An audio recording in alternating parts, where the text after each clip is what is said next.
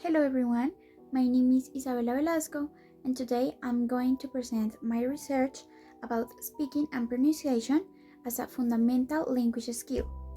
Speaking is the skill that most learners identify as their main goal when studying English because being able to communicate orally gives them the confidence to use the language in real life. In fact, speaking integrates other skills such as listening, vocabulary, and pronunciation, so it's essential for everyday communication. Speaking is not only about producing words, it's about expressing ideas, exchanging information, and building social interaction. For language learners, speaking represents the bridge between knowledge and real use. According to the Common European Framework of Reference at level A2, students are expected to introduce themselves, ask simple questions, describe their routines, and give short opinions. This shows that even at basic levels, speaking provides learners with the tools to survive in real-life situations such as shopping, traveling, or meeting new people. Effective speaking activities must include certain components. First, they must provide a communicative purpose. Students need to feel like they are speaking for a reason, not just repeating words. Second, activities should balance fluency and accuracy.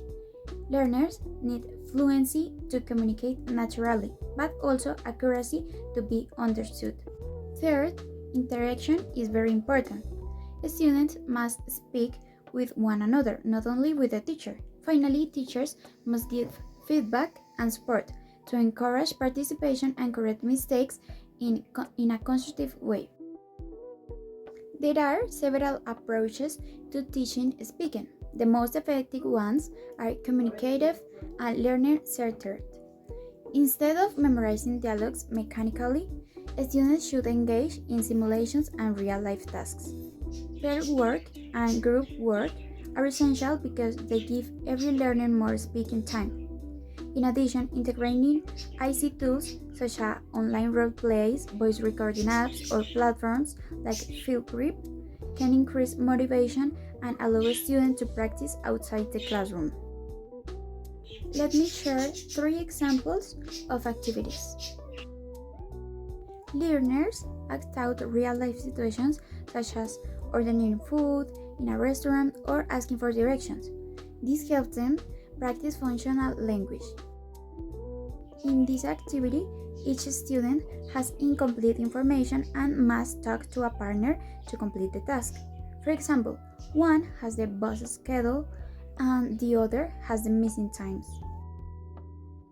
Students describe pictures, compare 2 images, or embed a short story. This develops vocabulary, fluency, and creativity. These activities are interactive, fun, and highly effective for building confidence. Now, let's focus on pronunciation, which is part of speaking. Good pronunciation is not about having a native accent, but about being intelligible, so that others can understand you clearly. Key aspects of pronunciation include individual sounds, word stress, sentence stress, rhythm, and intonation. For example, stressing the wrong syllable in a word may confuse the listener, and using flat intonation may sound unnatural. Therefore, pronunciation must be taught continuously in conversation with speaking. To improve pronunciation, teachers can use different techniques. Students practice with pairs of words that differ in only one sound, like sheep and sheep. These help learners practice rhythm, stress, and articulation in a fun way. Technique: students listen to a short audio and repeat immediately, imitating rhythm and intonation. These activities are short, dynamic, and can be integrated into any speaking lesson. One of the biggest challenges when teaching English speaking is student anxiety. Many learners feel nervous about making mistakes or being judged by their peers. Teachers must create a supportive environment where mistakes are accepted as part of learning. Positive feedback, respect among students, and engaging topics reduce anxiety and motivate learners to participate. Using pair or group activities also helps because students feel less pressure than when speaking in front of the whole class. There are also other challenges in teaching speaking, such as lack of vocabulary. Students relying too much on their first language, or large classes where not everyone gets to speak. To solve these issues, teachers should pre-teach useful vocabulary, encourage English online interactions, and organize activities where all students participate actively, for example, through pair work or breakout rooms in online classes. As I mentioned before, the CEFR gives clear descriptions for speaking. At A2 level, learners can use simple phrases to ask for information, describe routines, and express personal preferences. At B1, they can participate in conversations about familiar topics. At B2, they can give options, discuss advantages and disadvantages, and sustain arguments. These descriptions guide teachers in designing activities that match learners' abilities and push them to the next level. There are several online resources to support the speaking and pronunciation.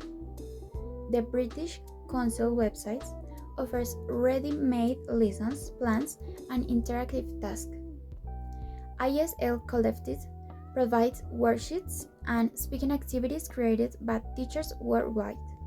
EducaPlay allows teachers to design interactive role plays and vocabulary games. ESL Fast offers short conversations with audio for shadowing practice. All these resources are free and practical. To include speaking and pronunciation at the heart of language learning because they connect learners to real communication.